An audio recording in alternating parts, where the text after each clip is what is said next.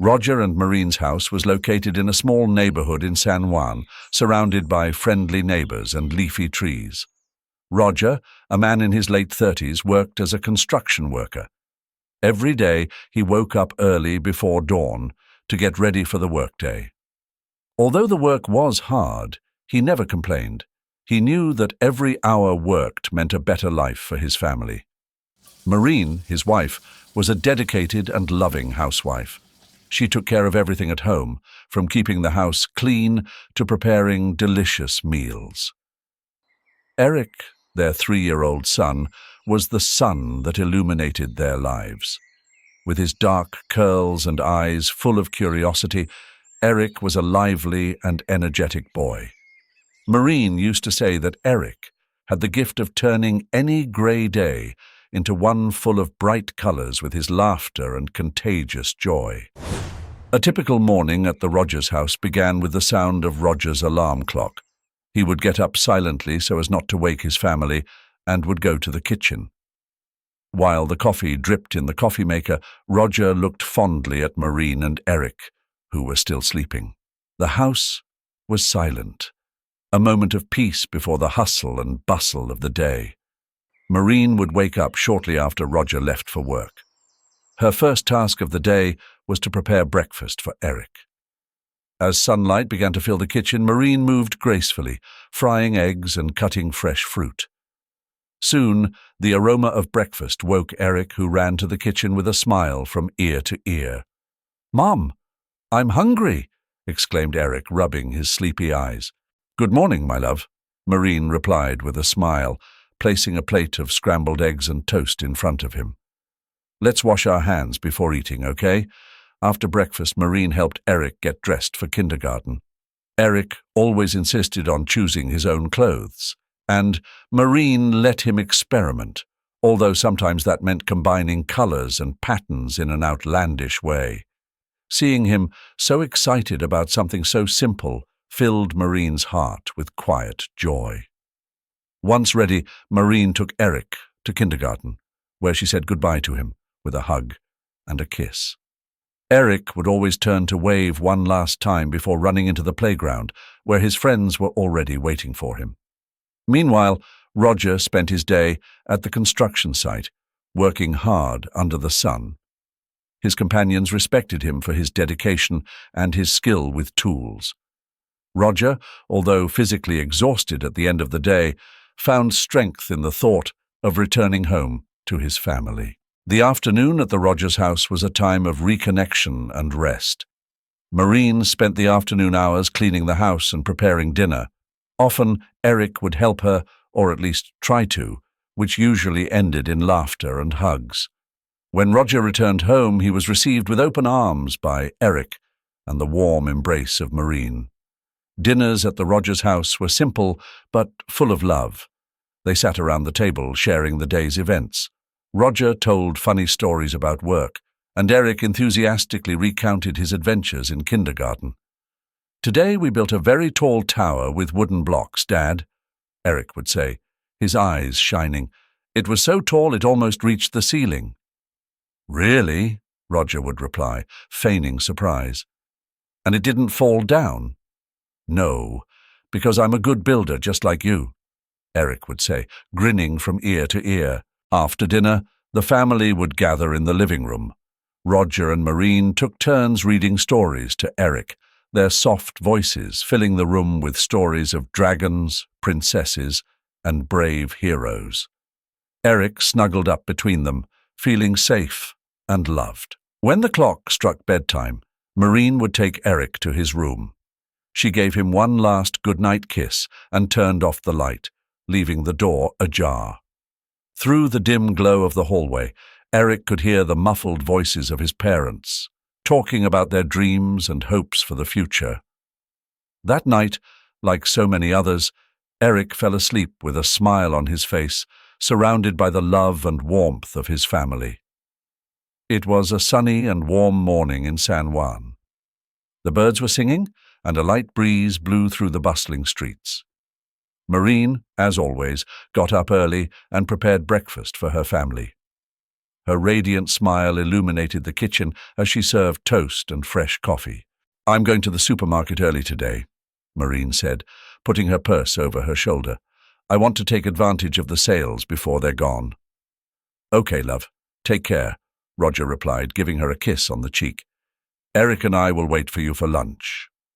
Eric, barely 3 years old, clung to his mother's leg, looking up at her with eyes full of love and admiration. "Come back soon, Mom," Eric said in his sweet voice.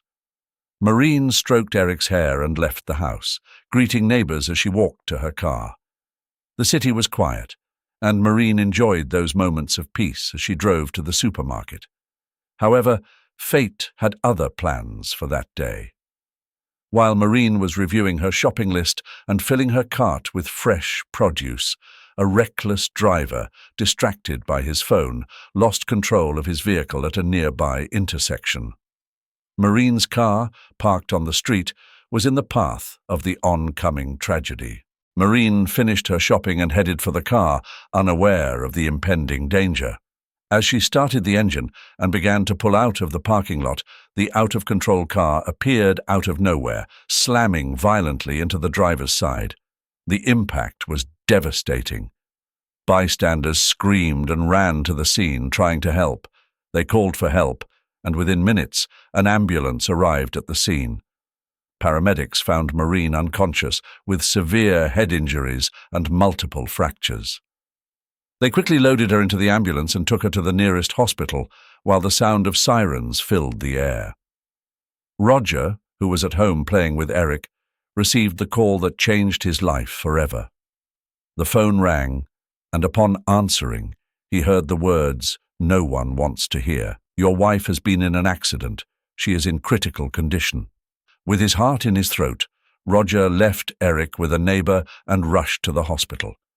When he arrived, he found Maureen in the emergency room, surrounded by doctors and nurses working frantically to stabilize her.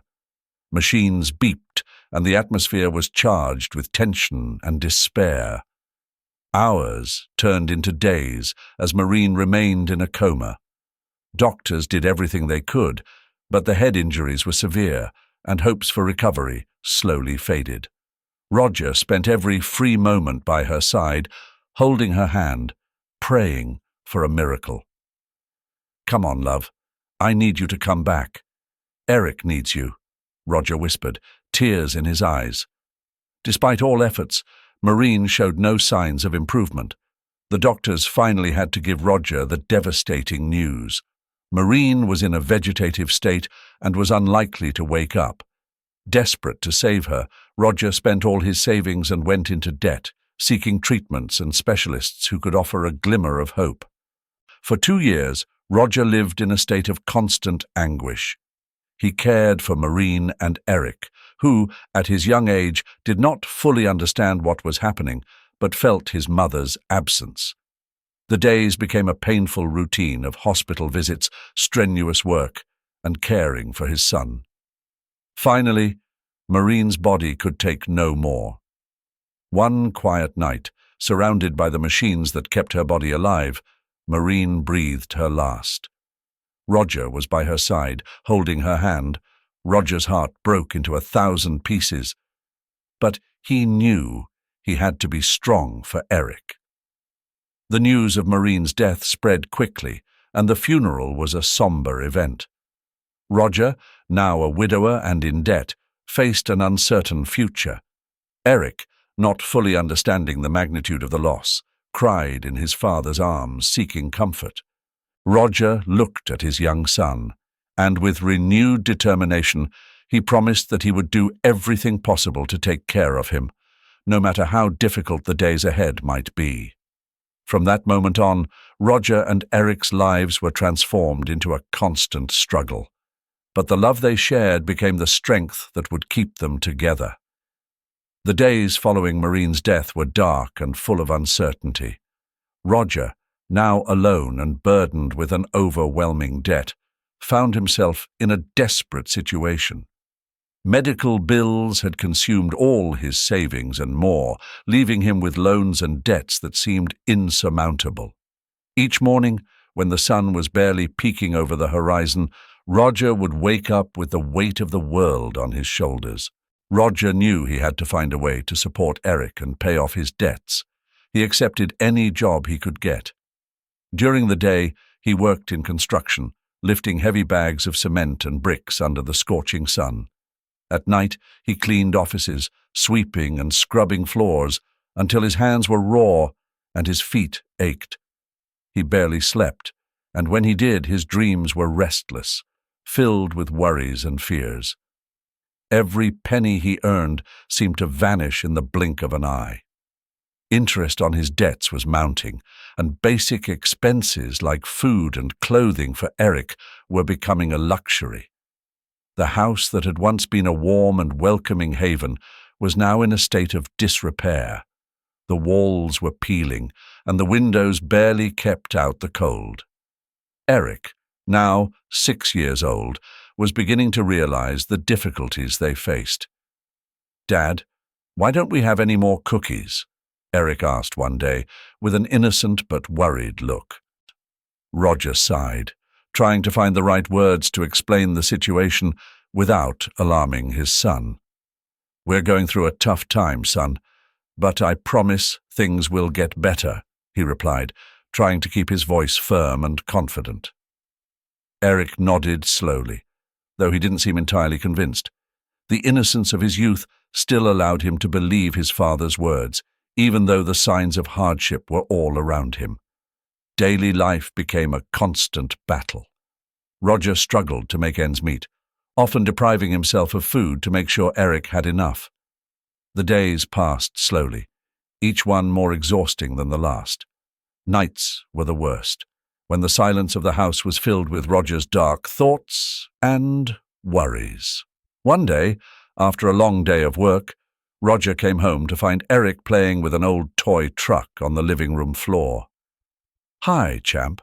How was your day?" Roger asked, collapsing into a chair with a sigh. "Good, Dad. Mrs. Rosa gave me an apple at the park. She said I looked like I needed a snack," Eric said with a shy smile. Roger felt a pang in his heart. The kindness of their neighbors was a constant reminder of his inability to adequately provide for his son. "That was very kind of her. I'll thank her tomorrow," he replied, forcing a smile. Poverty was not only affecting his ability to feed and clothe Eric, but it was also beginning to take a toll on their relationship. Roger, exhausted and stressed, sometimes lost his patience, something that had never happened before. He had always been patient and loving, but now the strain of their situation was changing him in ways he despised. "Dad, can you tell me a story before bed?" Eric asked one night. Roger, his eyes heavy and his body aching, hesitated for a moment. But seeing the hope in his son's eyes, he forced himself to smile and said, "Of course, buddy. Let's pick a good one." This small act of normalcy was a lifeline for both of them, a brief escape from the harsh reality they faced daily. "Of course, son. Let's go to your bed and I'll tell you one about a brave knight," he said, getting up with effort. Eric snuggled into his bed, looking up at his father expectantly. Roger began the story, his voice soft and soothing, transporting Eric to a world of fantasy where the problems of real life did not exist. In his mind, however, Roger could only think about how he would find the money for the next debt payment. Every day was a struggle, and although the situation seemed hopeless, Roger refused to give up. He knew he had to be strong for Eric, who depended entirely on him. Eric, now 6 years old, was beginning to grasp the magnitude of the difficulties he and his father were facing. Life had changed drastically since his mother's death, and although Roger did his best to maintain a semblance of normalcy, Eric perceived the anguish and exhaustion in his father's every gesture and word. One particularly cold night, Eric was in the small living room, trying to concentrate on his drawings while the television hummed in the background. Roger, visibly tired, was in the kitchen checking the few remaining supplies. Eric heard a loud noise and turned just in time to see his father slam his fist against the refrigerator door. Damn it! Roger yelled, his voice cracking with frustration and despair. Why can't I do anything right? Eric felt a lump in his throat as he saw the tears in his father's eyes. He knew Roger was doing his best, but the lack of food and money was too heavy a burden. Roger slumped into a chair, burying his face in his hands, sobbing quietly. The image of his father, a man Eric had always seen as strong and invincible, broken by despair, left a deep impression on the boy. Eric felt an urge to do something, anything, to alleviate his father's suffering. That same night, after Roger had gone to work on one of his night shifts, Eric stayed up watching television. It was a documentary about the prison system. The images showed prisoners in their cells, some working in workshops, others in the dining hall. The show's narrator explained how prisoners received 3 meals a day and clean clothes. Eric, with his childlike mind, couldn't help but think about his own situation. As he watched the prisoners eat, an idea began to form in his head. Prisoners didn't go hungry. They had a safe place to sleep and clean clothes to wear. What if, Eric thought, his mind racing with the possibility he had just conceived. What if Dad was in jail? Then he would have food every day and wouldn't have to work so hard. The idea, though absurd to an adult, made perfect sense in the mind of a 6-year-old. Eric remembered his father's tears and the pain in his voice. The innocence of his thought led him to believe that the solution to their problems was as simple as making sure his father had his basic needs met. Eric went to bed that night determined to do something. His little heart was set on finding a way to help his father, to lift him out of the misery and pain he saw every day. He didn't fully understand the implications of his plan, but in his innocence, he believed he was doing the right thing. The next day, after returning from school, Eric made sure his father was busy in the kitchen. With quiet steps, he walked to the front door and carefully opened it, looking back only once to make sure he wasn't seen. Then, he ran off towards the nearest police station with a mixture of fear and determination in his little heart. The sun was beginning to set, painting the sky in a spectrum of warm oranges and soft pinks as Eric dashed through the bustling streets. His mind was singularly focused on one desperate goal: to reach the police station and plead for their assistance.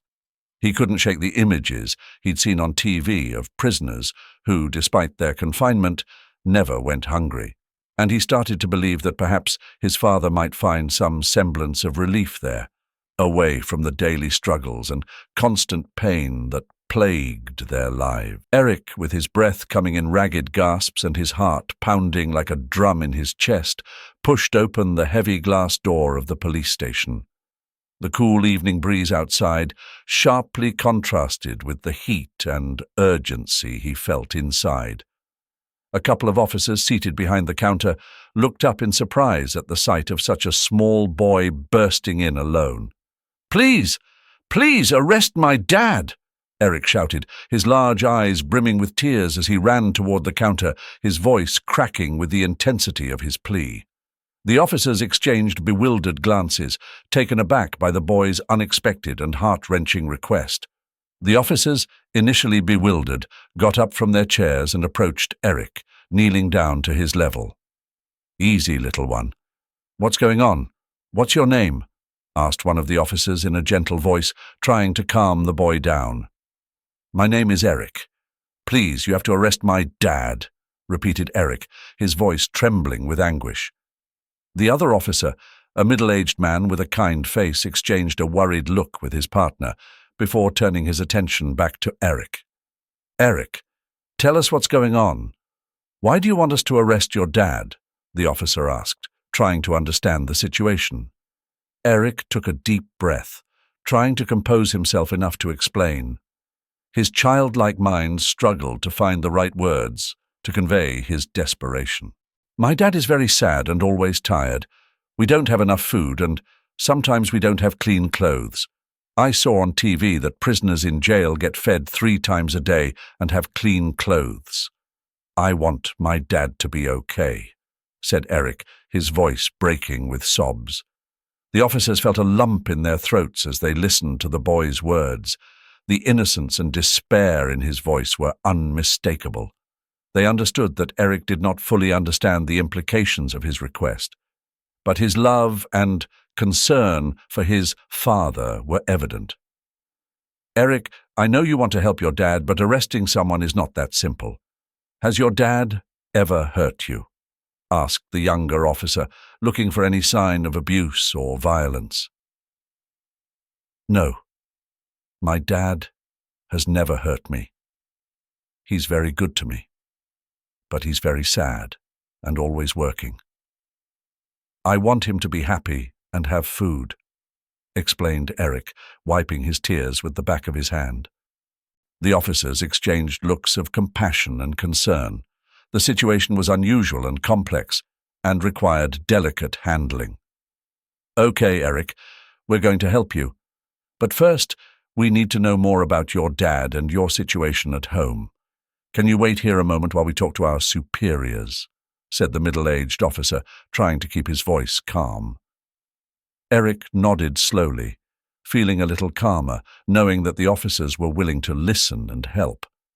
He sat down in a nearby chair, his legs dangling without touching the floor, as he watched the officers talking in hushed tones in a corner of the room. The conversation between the officers was brief, but filled with concern. They decided to call the sergeant on duty to explain the situation. The sergeant, a man of imposing stature but with a compassionate look, approached Eric with a kind smile. "Hi, Eric. I'm Officer Martinez.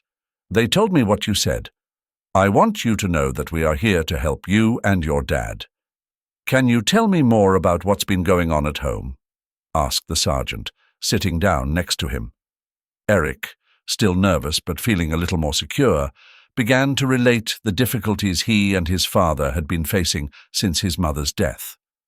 He talked about the nights when his father would come home exhausted, the days when they barely had enough to eat, and how Roger tried to maintain a facade of normalcy despite his obvious despair. "My dad tries to be strong, but I know he's hurting. I just want him to be okay," Eric said at the end of his story, his voice barely a whisper. Sergeant Ramirez felt deep compassion for the boy. Eric's innocence and desire to help his father were touching. "Thank you for telling us, Eric. We are going to do everything we can to help you. But I need you to stay here for a moment while we make some calls and figure out the best way to proceed. Is that okay?" the sergeant said, placing a comforting hand on Eric's shoulder. Eric nodded, feeling somewhat relieved. The officers stepped away to coordinate their next move, leaving Eric waiting at the police station, hoping that his desperate act would be the beginning of a solution to the problems he and his father faced. The police station was enveloped in an atmosphere of urgency and concern. The officers mobilized quickly after hearing Eric's story. They could not ignore the boy's desperate plea. A small group of officers, led by Sergeant Ramirez, prepared to head to Roger and Eric's house. "Eric, we need you to take us to your house," said Sergeant Ramirez, his voice firm but kind. Eric nodded, his face a mixture of hope and anxiety. He got into the patrol car, guiding the officers through the city streets until they reached his home. As they approached, the scene they encountered was bleak. The small house was in a deplorable state, with peeling walls and broken windows. "Stay behind us, Eric," ordered the sergeant as they cautiously approached the front door. The officers knocked on the door, but there was no answer. After a brief exchange of glances, they decided to enter. The door creaked open, revealing the dark and dilapidated interior of the house. A musty, mouldy smell permeated the air. "Dad! Dad!" shouted Eric, running inside. The officers followed close behind, and that's when they saw him. Roger was lying motionless on the living room floor, his thin, exhausted body showing obvious signs of malnutrition and extreme fatigue. Eric knelt beside his father, his small hands shaking as he tried to wake him. "Dad, wake up! "Dad, please!" Eric cried, his tears falling on Roger's pale face. Sergeant Ramirez quickly crouched down, checking Roger's pulse and calling for an ambulance. The situation was serious. "We need an ambulance immediately. Adult male, unconscious, possible severe malnutrition," he reported over the radio, his voice firm and controlled, despite the tension. While they waited for the ambulance to arrive, the officers tried to comfort Eric, who refused to leave his father's side. "Eric, the paramedics are on their way. We're going to take your dad to the hospital to get him checked out," Sergeant Ramirez said, trying to calm the boy down. "Is he going to be okay, Sergeant?" asked Eric, his voice cracking with anguish. "We'll do everything we can to make sure he's okay," the sergeant replied sincerely. A few minutes later, the ambulance arrived, and the paramedics rushed into the house. They placed Roger on a stretcher and carried him to the vehicle. Eric climbed in next to his father, clinging to his hand as the paramedics worked. The ride to the hospital was silent, punctuated only by the sounds of medical equipment and Eric's sobs. The worried officers followed closely in their patrol cars. Upon arriving at the hospital, Roger was immediately taken to the emergency room. Eric was accompanied by Sergeant Ramirez, who did not leave the boy's side. "We're going to wait here, Eric. The doctors are doing everything they can for your dad," the sergeant said, taking a seat next to Eric in the waiting room. Time seemed to stand still as they waited for news. Finally, a doctor came out, his expression grave but hopeful. "Mr. Roger is very weak, but we are stabilizing him. He needs nutrition and rest, but we believe he will recover in time," the doctor reported. Eric breathed a sigh of relief, though tears still streamed down his cheeks. "Thank you, Doctor," said Sergeant Ramirez, before turning his attention back to Eric. "Listen, Eric, your dad is going to need time to recover, but he's going to be okay." The first light of dawn filtered timidly through the hospital windows, marking the start of a new day. In a quiet room, Roger's eyes slowly began to open. The soft light made him blink several times before he got used to his surroundings. He found himself surrounded by machines monitoring his vital signs and with a feeling of weakness throughout his body. Soft footsteps echoed in the hallway, and a nurse entered with a warm smile. "Good morning, Roger. How are you feeling today?" she asked, adjusting some of the equipment. Roger tried to speak, but his voice came out as a whisper. His mind was filled with questions and worries, mainly about Eric. The nurse, noticing his anxiety, reassured him. "Your son is fine. He is being cared for by neighbors and members of the community. We are all here to help you recover," she said kindly. While Roger slowly recovered in the hospital, news of his situation had spread throughout the neighborhood. The story of a father who had done everything he could to care for his son, despite adversity, touched the hearts of many. The community, driven by a sense of solidarity and compassion, decided to intervene and offer their support. In the small hall of the neighborhood church, a group of neighbors and police officers gathered to organize a fundraiser. There were bags of food, clothing, and essential items piled up in a corner, ready to be delivered to Roger and Eric. "We can't let this family go through this alone. We have to help them," said Mrs. Rosa, an elderly neighbor known for her generous spirit. The officers, including Sergeant Ramirez, also pledged to support the family. "We will do whatever it takes to ensure that Roger and Eric have what they need," the sergeant added, determination in his voice. The community came together in a collective effort. Some offered their time to care for Eric while Roger was in the hospital, making sure the boy had hot meals and a safe place to stay. Others donated clothes and toys, small gestures that made a big difference in the boy's life. Days passed, and with each one, Roger regained a little more of his strength.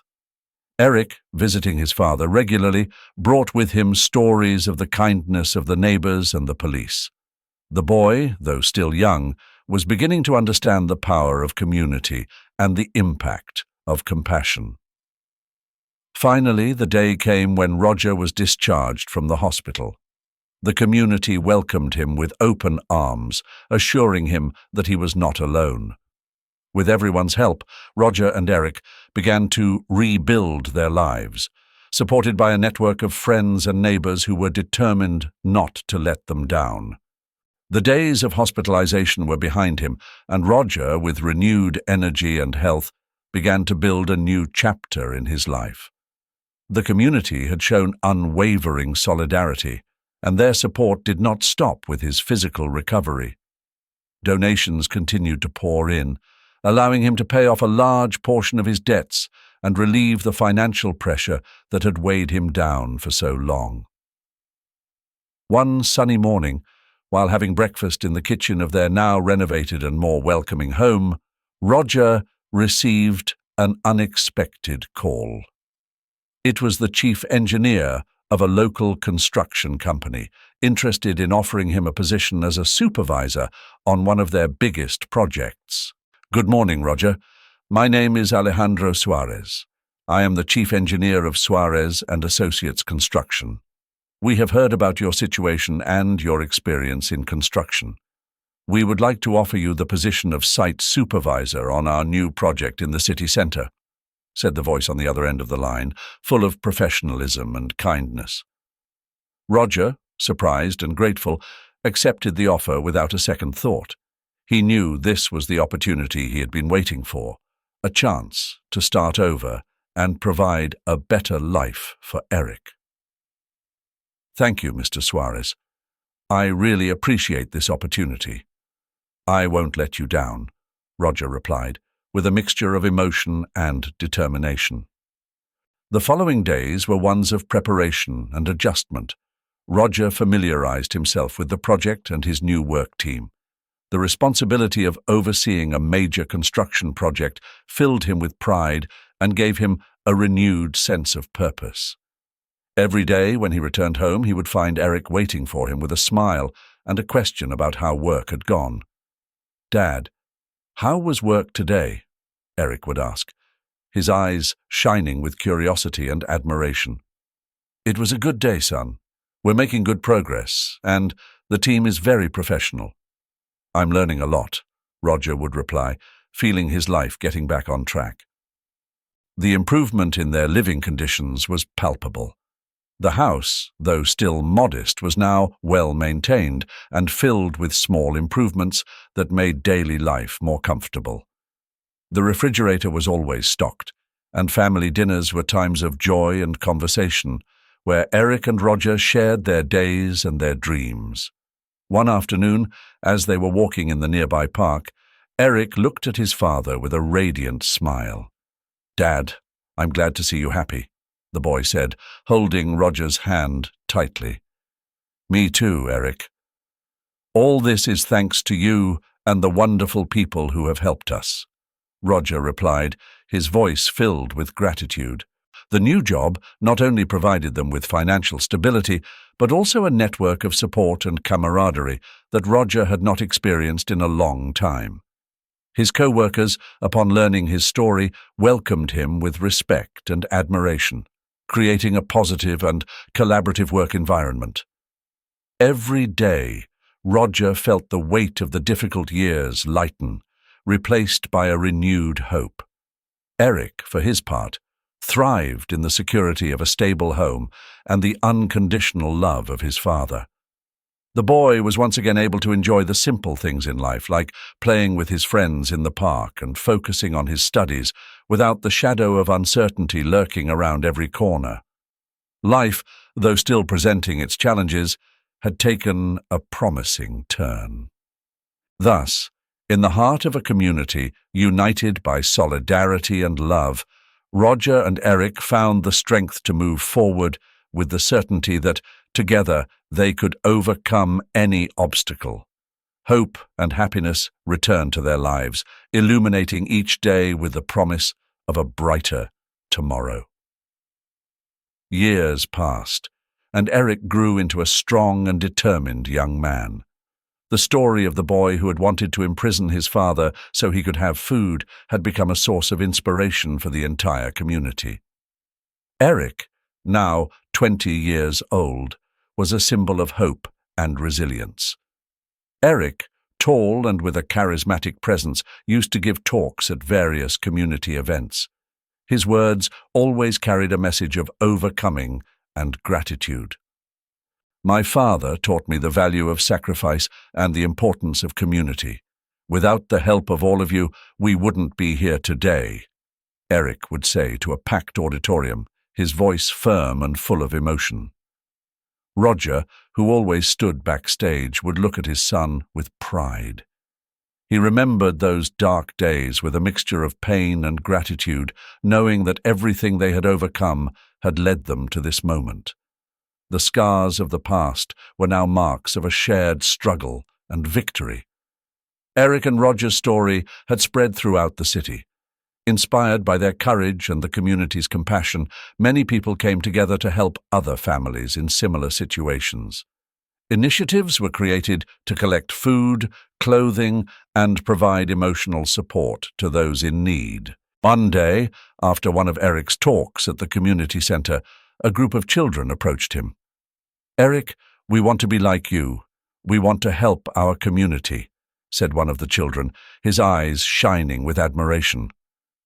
Eric bent down to their level and smiled. "You are already making a big difference just by wanting to help. Always remember to be kind and support those in need," he replied, feeling deeply grateful to be able to make a positive impact on the younger generation. Eric and Roger's lives had stabilized. The house, though modest, was filled with love and happy memories. Roger continued to work for the construction company, where he had found not only a job, but also an extended family. Every night, Eric and Roger would have dinner together, sharing anecdotes from their day and laughing over the little things. "Dad, today I met a family that is going through the same thing we went through years ago. I invited them to the next community meeting," Eric commented one night as he served dinner. Roger nodded, his face lit up by a smile of approval. "You did well, son. It's always important to remember where we came from and how we can help others," he replied, feeling proud of his son's empathy and leadership. Eric's influence extended beyond his immediate community. He was invited to speak in different neighborhoods and cities, sharing his story and promoting solidarity and mutual support. Every time he stood in front of an audience, he felt the presence of his father and the love that had sustained them during the most difficult times. A memorable event was when Eric was invited to give a speech at City Hall. The place was packed, and the atmosphere was one of expectation and admiration. Eric took the stage and began to speak, his voice resonating with passion and sincerity. "My story is not just mine. It is the story of everyone who has faced adversity and found strength in community. My father and I are here thanks to the kindness and support of many people. Never forget that together we are stronger," he said, his words touching the hearts of all present. Amidst the standing ovation, Roger watched from the wings of the stage, his eyes filled with tears of pride and gratitude. His son had become a beacon of hope, and the community that had once saved them now shone with a renewed light. It was a testament to the power of love, resilience, and community solidarity. And so concludes the inspiring story of Eric and Roger. I hope this story has touched your hearts as much as it has touched mine. The story of a child who, with his innocence and love, changed the lives of his family and an entire community, is a powerful reminder of the strength of solidarity and love. If you enjoyed this video, don't forget to give it a thumbs up and subscribe to our channel so you don't miss out on more heartwarming and hopeful stories.